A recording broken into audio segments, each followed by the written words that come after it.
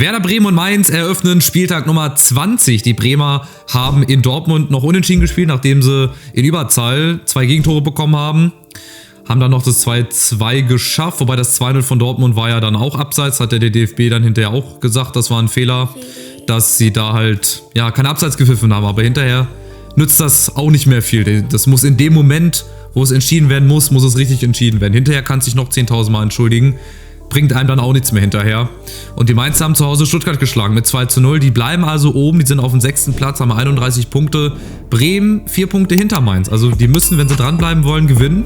Von daher eine Partie mit sehr, sehr viel Brisanz. Und ich glaube, dass Bremen das zu Hause macht. Die haben gegen Augsburg zu Hause nicht gewonnen. Ich glaube, das nervt schon noch ein bisschen. Und von daher glaube ich, dass sie das zu Hause gegen Mainz wieder gut machen.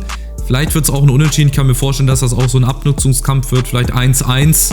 Vielleicht geht das auch 0-0 aus. Aber ich tippe mal 2-0 für Werder Bremen. St. Pauli gegen Augsburg, dann am Samstag 2 Mannschaften, die letzte Woche gewonnen haben. St. Pauli zu Hause gegen Union Berlin mit 3-0. Das habe ich ja als klassisches 0-0 Spiel betitelt. Ja, das schreit, ich kann mich noch an meine Worte erinnern. Ich habe, glaube ich, gesagt, so sinngemäß, das schreit quasi nach 0-0. Das Spiel schreit mich an wie 0-0 oder nach 0-0 schreit mich das an. Und die Augsburger haben zu Hause gegen Heidenheim gewonnen. In letzter Sekunde. Ich glaube, mit der letzten Aktion Eckball und dann Schlotterbeck. Ich glaube, Kevin Schlotterbeck hat das entscheidende Tor gemacht. Die sind auch jetzt wieder auf dem aufsteigenden Ast. Die haben, wie gesagt, in Bremen gewonnen. Die haben bei Union Berlin gewonnen. Die haben zu Hause gegen Heidenheim jetzt gewonnen. Also Augsburg, ich gucke gerade mal hier auf die Tabelle. Ich habe sie gerade hier. Gut, Augsburg hat 25 Punkte, ist 12. Haben aber auch nur 6 Punkte Rückstand. Das sind 2 Spiele auf Mainz. Also es wird, glaube ich, noch sehr, sehr spannende Konstellationen geben in der Rückrunde. St. Pauli, Augsburg ist halt für mich auch ein klassisches, ja, 0-0-Ding, würde ich nicht sagen. Jetzt habt ihr gerade mein Handy vibrieren gehört. 0-0-Spiel oder auch ein sehr, sehr wildes Spiel könnte das werden. Ich mache deswegen mal ein Unentschieden, aber kein 0-0. Ich mache mal hier eine 1-1, weil ich glaube, beide wollen die Erfolgsserie fortsetzen. Gerade St. Pauli braucht die Punkte, glaube ich, ein bisschen mehr, aber auch Augsburg steht noch unten drin. Von daher also auch da viel Brisanz drin und ein 1-1. Bochum und Freiburg sind da die nächsten Teams, die wir hier haben. Die Bochumer haben in Gladbach 3-0 verloren. Das war das Topspiel am Samstagabend.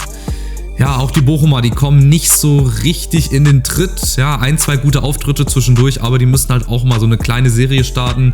3, 4, 5 Spiele in Folge, wo sie vielleicht mal 3 oder 4 gewinnen, damit sie unten rauskommen. Die haben schon ein paar Punkte Rückstand. Ich weiß nicht, die Punkte gegen Union sind, glaube ich, noch nicht mit eingerechnet. Dann sind das auch schon, glaube ich, 5 oder 6 Punkte Rückstand auf den Nicht-Abstiegsplatz oder auf den Relegationsplatz. Also da muss jetzt jedes Spiel gefühlt gewonnen werden, aber es wird sehr, sehr schwer. Sehr, sehr eng für Bochum. Letztes Jahr haben sie ja das über die Relegation noch hinbekommen, aber ich glaube, dieses Jahr, da könnte es die Bochum mal wieder treffen. Und ja, der Abstieg in Liga 2 dürfte dann wahrscheinlich Realität werden. Aber wir haben noch so viele Spieltage. Wir haben jetzt noch 15 Spieltage, 14 Spieltage mit dem inbegriffen. Also das könnte noch sehr, sehr spannend werden. Und die Freiburger zu Hause gegen die Bayern verloren mit 1:2, auch dann relativ knapp. So ganz typische Spiele gegen Bayern. Ja, die Bayern waren besser, gehen auch in Führung verdient, erhöhen dann auf 2:0 durch ein ziemlich kurioses Eckballtor von Joshua Kimmich. Freiburg kommt dann zurück. Ja, und dann hat man ja so ein bisschen die Hoffnung oder denkt, okay, jetzt schaffen sie auch noch den Ausgleich.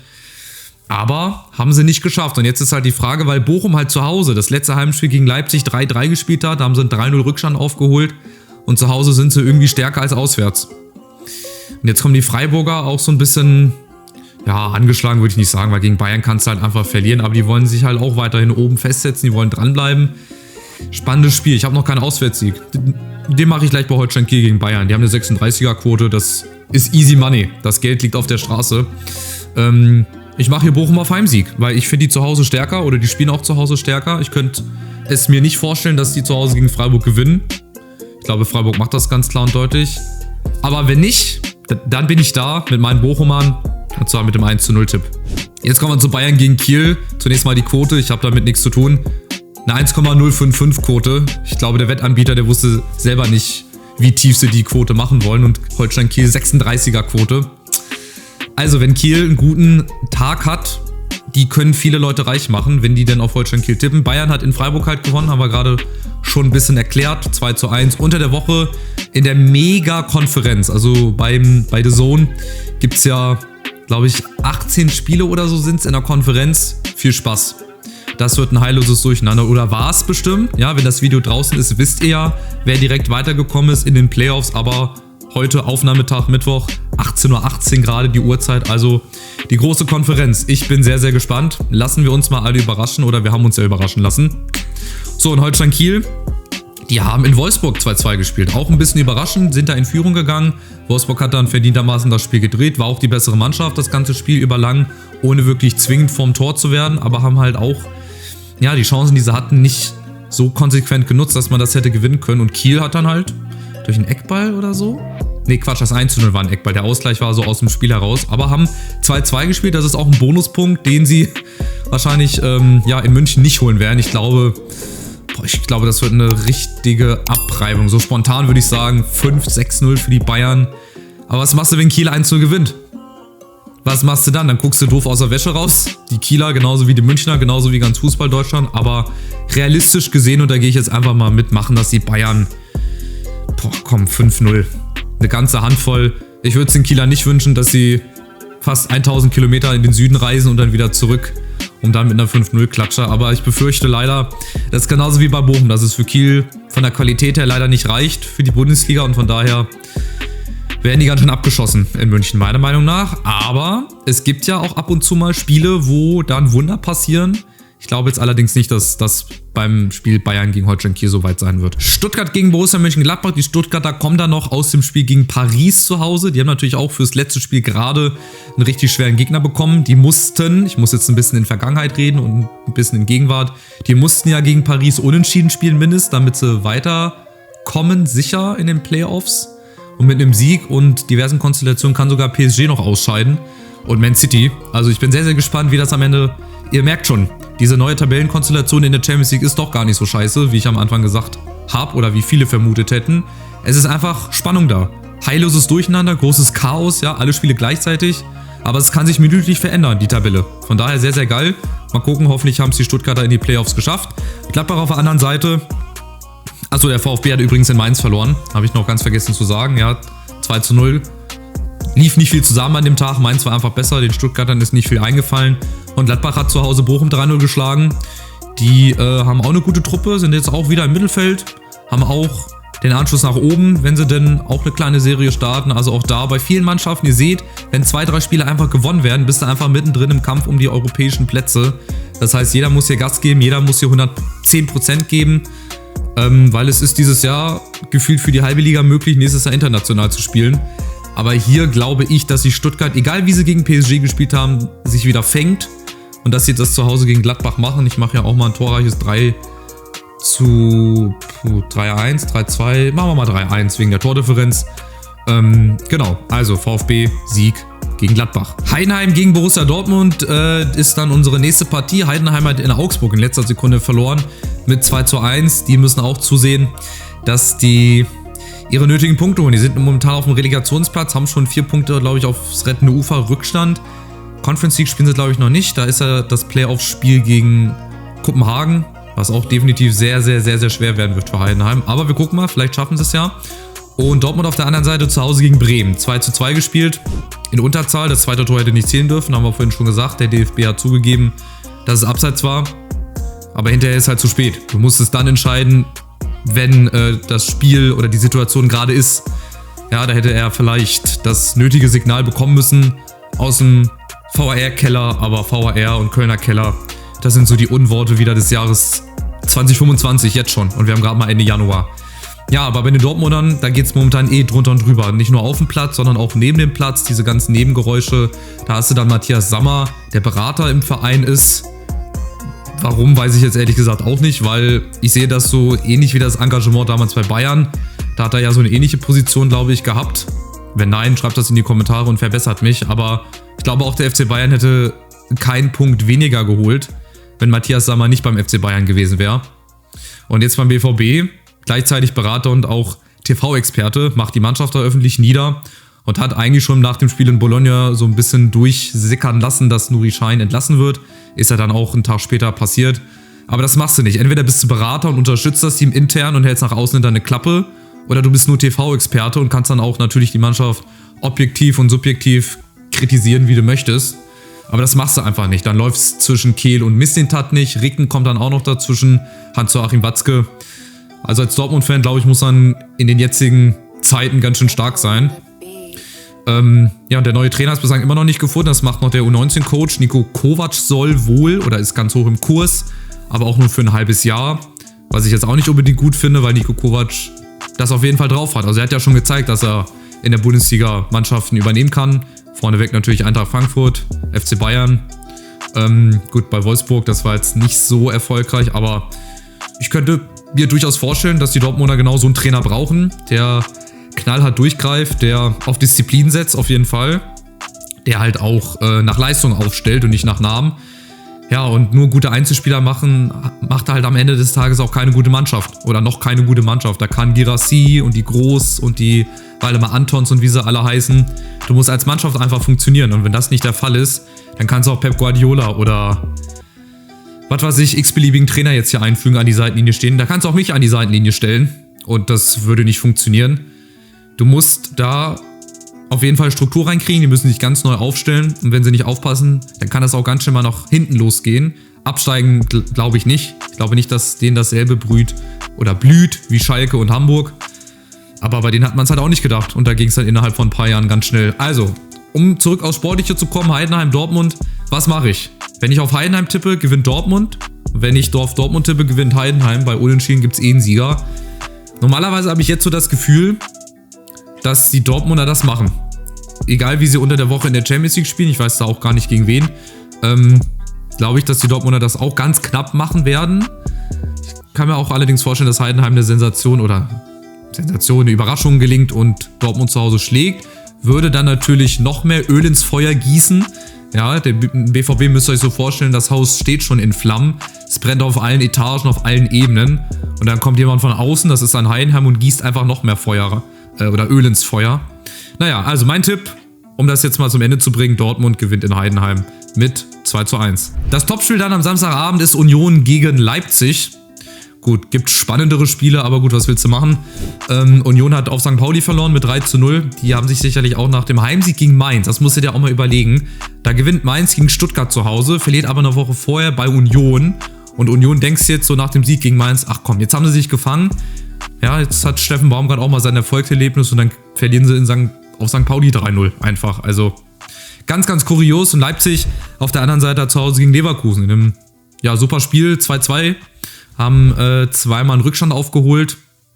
Hätten auch, glaube ich, noch gewinnen können, aber Leverkusen genauso. Also es war auf jeden Fall ein Topspiel, wenn man so möchte. 2:2 half beiden Mannschaften nicht so viel weiter. Die Bayern konnten sich absetzen. Leipzig jetzt bei Union. Schwer. Leipzig ist ja schon ausgeschieden aus der Champions League. Mein Mitleid hält sich da sehr, sehr in Grenzen. Ich habe noch keinen Unentschieden. Doch, ich habe einen Unentschieden, aber das wird nicht unentschieden ausgehen. Glaube ich nicht. Ich glaube, das macht Union. Ich vertraue jetzt einfach mal oder ich hoffe auf Steffen Baumgart und Union, dass die das irgendwie gedeichselt kriegen. Mache ja auch mal ein knappes 2:1, aber ich vermute, dass Leipzig da als Sieger vom Platz gehen wird. Am Sonntag dann noch 2 grandiose Spiele. Frankfurt gegen Wolfsburg und Leverkusen gegen Hoffenheim. Naja, was willst du machen? Also Frankfurt-Wolfsburg fangen wir damit an. Die Frankfurter haben in Hoffenheim 2:2 gespielt. Ein sehr, sehr glücklicher Punkt, muss man einfach fairerweise sagen. Die Eintracht hat nicht gut gespielt. Szene des Spiels oder wie man das Spiel gut beschreiben könnte, ist eigentlich, als 10 Frankfurter in der letzten Minute auf der 16er Linie stehen. Der Hoffenheimer ist in der Mitte der Frankfurter Hälfte und es stehen einfach 9 oder 10 Mann, stehen hinten auf der 16er Linie und warten auf den langen Ball. Ja, nach vorne hin ging dann sowieso leider nicht so viel. Jetzt haben wir mit El Yiwahi einen neuen Spieler von Marseille bekommen. Bisschen Geld dafür bezahlt, knapp 25 Millionen, 26 Millionen.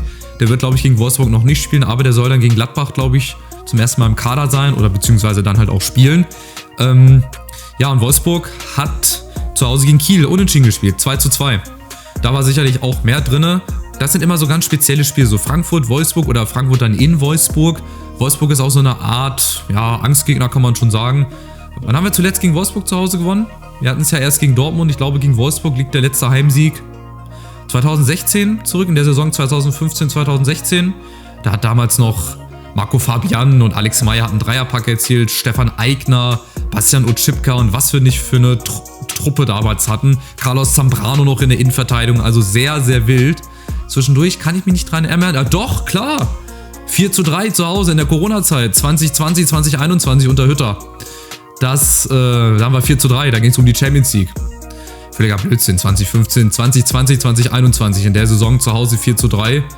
Aber das war's dann auch. Danach haben wir ganz knapp 1:0 verloren, auch mal unentschieden gespielt. Wäre mal wieder fällig, ein Heimsieg. Die Eintracht spielt in Rom zwischendurch.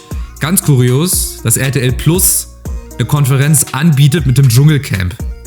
Also du kannst dich entscheiden, entweder guckst du das Einzelspiel oder hast das Einzelspiel geguckt oder du hast dich entschieden für eine Megakonferenz zwischen dem Dschungelcamp und dem Spiel Frankfurt in Rom. Da kann halt auch nur RTL drauf kommen. Oder drauf kommen, keine Ahnung. Also ich mache natürlich die Eintracht hier auf Sieg. Ich vermute aber leider, dass das so ähnlich laufen wird wie die letzten Heimspiele gegen Wolfsburg, dass man sich so mit Hängen und Würgen vielleicht zu einem Unentschieden rettet. Ich könnte mir vorstellen, dass Wolfsburg das wieder gewinnt, weil Heimspiele gegen Wolfsburg sind wie Fußpilz. Brauchst du nicht und sind auch immer sehr, sehr unangenehm. Aber ich lasse mich überraschen. Ich hoffe natürlich auf einen Heimsieg. Deswegen habe ich mal 2:0 getippt. Und als krönenden Abschluss dann noch Leverkusen gegen Hoffenheim. Beide haben letzte Woche 2:2 gespielt. Leverkusen in Leipzig. Schönes Tor, vor allem das 1:0, als Wirtz sich da gegen die ganze Leipziger Verteidigung durchgesetzt hat. Macht schon Spaß, dem Jungen zuzusehen. Mal gucken, wo er im Sommer landet, ob er bleibt, ob er zu Bayern geht, ob er ins Ausland geht. Ich bin sehr, sehr gespannt und ob sie den Bayern noch gefährlich werden können, weil das nächste Heimspiel, glaube ich, ist sogar gegen Bayern. Ich glaube, nächste Woche, dann ist Leverkusen gegen Bayern. Ich bin sehr, sehr gespannt. Das wird, glaube ich, die Meisterschaft entscheiden. Wenn bis dahin noch 6 Punkte Vorsprung ist vom FC Bayern und die Bayern das gewinnen, dann sind sie Meister. Das sind dann 9 Punkte. Ich glaube nicht, dass Leverkusen das dann noch aufholen kann. Aber wenn Bayern verlieren sollte, warum auch immer gegen Kiel und Leverkusen gewinnt, dann wird das nochmal richtig spannend. Genau, und Hoffenheim zu Hause gegen Frankfurt 2:2. Ich glaube, den Punkt haben sie sich auch richtig verdient. Die hätten auch gewinnen können. Waren die bessere Mannschaft, hatten die besseren Chancen. Die haben alleine 4, 5 Versuche über die linke Seite gestartet. Die haben 4 oder 5 Mal denselben Angriff gemacht, über links. Durch Jurasek immer Flanken geschlagen. Das hat mich so an Georgios Zavellas erinnert in seinen besten Zeiten bei der Eintracht. Der hat auch pro Spiel 10.000 Flanken geschlagen, am Ende wahrscheinlich sogar noch mehr. Ja, aber auch da setze ich jetzt Leverkusen auf Sieg, weil ich glaube, dass sie das machen. Boniface ist jetzt verkauft, der geht auch nach Saudi-Arabien. Also ganz wild, ganz, ganz wild. Die Frankfurter wollten ihn ja auch verpflichten, vor einem Jahr, glaube ich. Da ist er dann zu Leverkusen gegangen, im Nachhinein vielleicht sogar richtig, dass er dahin gewechselt ist. Naja, also ich bin gespannt, wie Leverkusen das löst. 3:1 mache ich auch hier mal für Leverkusen. Sehr, sehr wilde Ergebnisse. Bei ganz vielen Spielen bin ich mir halt nicht sicher. Vor allem Dortmund, wie die da zurechtkommen. Ob sie ihr typisches Gesicht zeigen in der Liga. Bayern zu Hause gegen Kiel müsste eigentlich auch ganz klar und deutlich sein. Frankfurt-Wolfsburg, wie gesagt, auch immer ein brisantes Duell. Weil uns die Wolfsburger halt einfach nicht liegen. Sowohl zu Hause als auch auswärts. Das ist einfach so. Es gibt so Gegner, gegen die spielt sie nie gern. Und ich glaube, Wolfsburg gehört auch unter anderem mit dazu. Ich speichere meine Tipps und wir gucken dann natürlich wie immer auf die Gesamtübersicht. Da bislang unverändert der Cem auf der 1. Jetzt kommt hier die Werbung im Hintergrund. Ey Jungs, macht doch einfach die Werbung hier weg. Ich möchte diese Anzeige nicht haben. So, vielen Dank mit Ihrem Feedback. Genau, bla bla bla. So, also der Cem auf der 1, dann Rast, Prinz Poldi knapp dahinter. Also der Cem und Rast, 2 Punkte Unterschied. Dann der Prinz Poldi, Bergmann aber auch noch sehr, sehr eng beieinander. Ignoriert einfach die Werbung im Hintergrund. Ich weiß nicht, wieso die da ist. Ich habe auch den Adblocker an. Ich weiß es nicht, ey. Keine Ahnung. So, und ich scroll wie immer runter. Wo bin ich denn? Platz 31. Ich bin ein bisschen abgerutscht, aber ihr findet euch ja selber. Ich wünsche euch viel Glück, wie immer, für eure Mannschaften, für eure Tipps. Ach so, was ich die ganze Zeit mal fragen wollte, was ich die letzten Parts immer so am Ende sage, ja, viel Glück für eure Mannschaften. Schreibt mal unten rein, von welcher Mannschaft ihr Fan seid. Also ihr machen ja ganz viele Leute mit. Die Videos werden ja auch sehr schön und sehr fleißig geguckt. Aber schreibt doch einfach mal unten rein, was ihr für ein Fan seid. Würde mich mal interessieren, ob hier mehr Bayern, Dortmund, Frankfurt-Fans sind, keine Ahnung. Oder von ganz anderen Mannschaften. Weiß ich ja nicht. Das würde mich wirklich mal interessieren. Und jetzt bin ich raus. Euch ein schönes Wochenende, bleibt gesund. Und bis nächste Woche zu Spieltag Nummer 21. Macht's gut. Ciao, ciao.